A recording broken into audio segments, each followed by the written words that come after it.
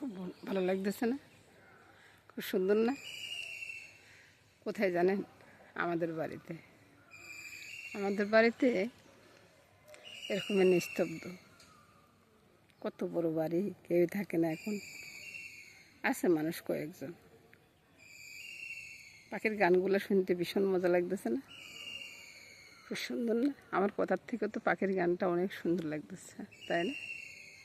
এই জন্য একবার চুপচাপ করে কাটলা এসে বসে আছি।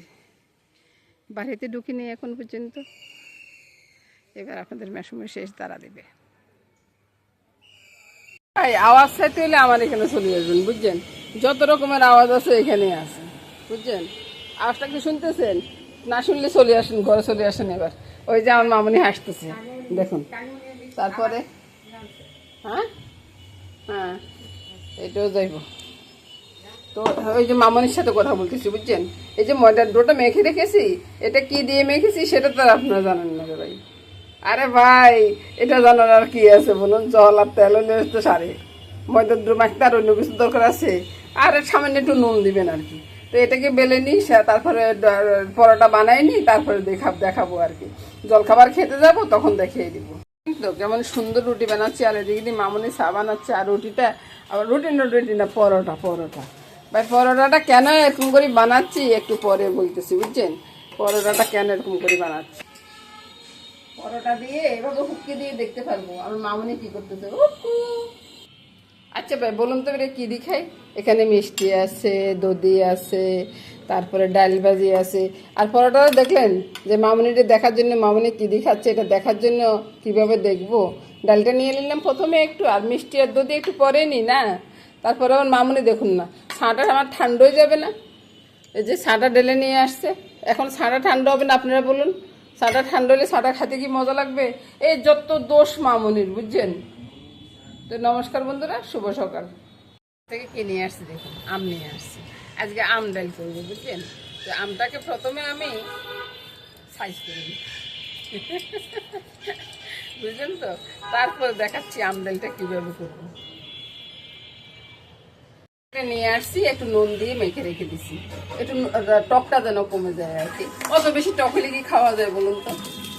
এবার প্রথমে মাছটা রান্না করবো। মাছের ভিতরে আমি একটু তেল দিয়ে দিয়েছি, বুঝছেন? একটু কাঁচা তেল দিয়ে দিছি। এবার কি করব, মাছের ভিতরে স্বাদ অনুযায়ী নুনটা একবারে এখন যে পুরোপুরি দিয়ে দিচ্ছি তা কিন্তু না। ওই যে হলুদের বদলে লঙ্কা নিয়ে নিচ্ছি। বলুন অবস্থা আমার অবস্থাটা কি হয়ে দেখুন। তারপর ভালো করে মেখে নিচ্ছি। আর দাদু ভাই না খটখট করতেছে। এবার মাছগুলো তেলে দিয়ে একটু ভেজে নিব।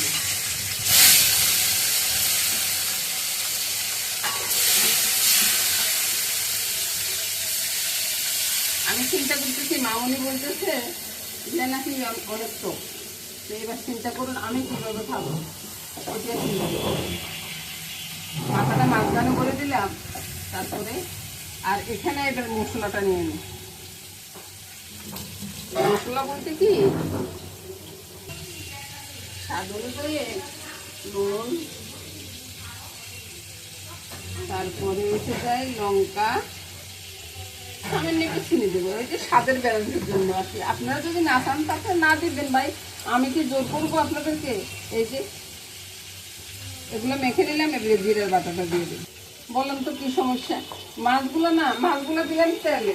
এখন দেখা যায় যে মাছগুলো সব তেলে বাজিয়ে গেছে। এখন আমি কি করবো, মশলাটা ছেড়ে দিলাম, তারপরে জল টল দিয়ে ধুয়ে আর একটু ছেড়ে দিলাম। তাহলে মশলাটা কষানো হয়ে যাবে, মাছগুলো উঠে যাবে, বুঝছেন?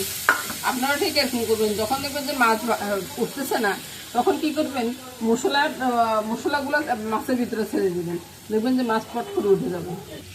ভাই শুনলেন, আগে কিন্তু আমি ওই দিতে বলে গেছি, বুঝছেন? মেথি আর তেজপাতা দিতে বলে গেছি। এখন একটু ছেড়ে দিচ্ছি মেথি গ্রানটা উঠানোর জন্য আর কি। তো ছেড়ে দিলাম, তেজপাতাও ছেড়ে দিলাম। এবার ডুলিয়ে দাঁড়িয়ে দিচ্ছি। এই যে কত সুন্দর ভাবে ডুলে যাচ্ছে রে ভাই, কত সুন্দর ভাবে। এই ভালো করে ধুনিয়ে দিলাম। এবার জল দেওয়ার পালা। জল আর একটু পরে দিই নাকি? আরে ভাই গেছে এক গ্লাস জল খাইছে, বুঝছেন? দেখুন না আর দাদু ভাই তো কি এক নাগাতে কথা বলতেছি। আমি কি কথা বলতেছি বলুন তো? আমি কি কোনো কথা বলতেছি আপনাদেরকে? এবার কয়েকটা কাঁচা লঙ্কা ভেঙে দিচ্ছি, বুঝছেন? ধনিয়া পাতা যদি থাকে তো ধনিয়া পাতাও দিব। এবার কয়েকটা কাঁচা লঙ্কা বলেছি, আরে বাইরে ভাই কি এক অবস্থা, মুখে দেখি যে কি আবল তাবল আইতেছে, এক কথা কইতে এক কথা কইতেছি। এবার চিন্তা করেন আপনার আমার দশাটা কি হয়েছে। ধনিয়া পাতাকে বাস দিয়ে দিলাম, দিয়ে এবার নেড়ে সেড়ে নামিয়ে নেব। এবার তরকারিটা ঢেলে নিচ্ছি। আহা, যে গ্রান বাইরে ছিল ভাই, গ্রানের সাথে আমার মনে হয় বাইরের মানুষ চলে আসতেছে, বুঝছেন? এভাবে করে আপনারাও করে নেবেন, দেখবেন যে খাইতে অনেক টেস্ট হয়ে গেছে। এবার আসুন টক ডালটা রান্না করবো। টক ডালটা ঘুটনে দিয়ে একটু গুটে নিচ্ছি সরফ দিয়ে, বুঝছেন? এখানে নুন হলুদ লঙ্কা কিছুই দিব কিসে, এই আমটার ভিতরে স্বাদ অনুযায়ী নুনটা দিয়ে দিলাম, মানে ওই ডালে যতটুকু লাগবে আর কি। তারপরে সামান্য একটু লঙ্কা আর একটু হলুদ, আর সাথে দিব কাঁচা লঙ্কা, বুঝছেন? ভালো করে মেখে। আচ্ছা চিনিটা তো দিই নেই, চিনিটা না দিলে কেমন দেখা যাবে? এটা কি ভালো হবে? ভালো হবে না তো বন্ধুরা।